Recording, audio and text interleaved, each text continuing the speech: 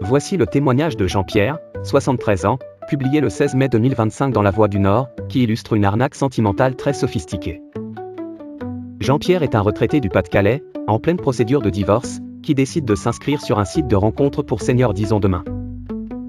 Là, il entre en contact avec Nicole, se déclarant lilloise.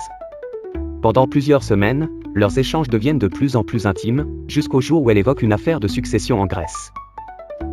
Elle a besoin de fonds pour couvrir des frais administratifs et promet de le rembourser une fois l'héritage débloqué. Peu à peu, Jean-Pierre contracte 10 crédits à la consommation pour les prêts bancaires, microcrédits et avances diverses. Pensant agir en partenaire solidaire, il ne doute jamais de la sincérité de Nicole. Lorsque, quelques mois plus tard, il réalise qu'il ne verra jamais ni la fameuse succession ni la jeune femme, c'est un coup de massue, il se trouve endetté à hauteur de 70 000 €, tous prêts désormais à rembourser. La prise de conscience survient devant un reportage consacré aux arnaques aux sentiments. Tout paraissait si vrai, confie-t-il, amer.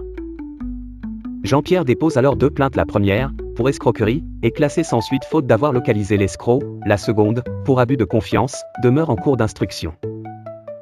Ce cas met en lumière la capacité des brouteurs à construire un lien affectif profond, l'engrenage des petits prêts qui, additionnés, forment un lourd endettement, la vulnérabilité accrue au moment de transition de vie ici, un divorce. Malgré la honte et le découragement, Jean-Pierre espère aujourd'hui que la commission de surendettement lui permettra de conserver sa maison et de sortir de l'impasse. Cette histoire, récente et poignante, montre qu'une relation virtuelle peut conduire à des conséquences financières dramatiques, même sans demande explicite de fonds démesurés au départ. Vigilance et information restent les meilleurs remparts face à ces escroqueries émotionnelles.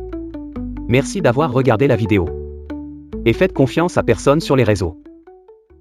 Voici le témoignage de Jean-Pierre, 73 ans, publié le 16 mai 2025 dans La Voix du Nord, qui illustre une arnaque sentimentale très sophistiquée. Jean-Pierre est un retraité du Pas-de-Calais, en pleine procédure de divorce, qui décide de s'inscrire sur un site de rencontre pour seniors disons demain. Là, il entre en contact avec Nicole, se déclarant lilloise.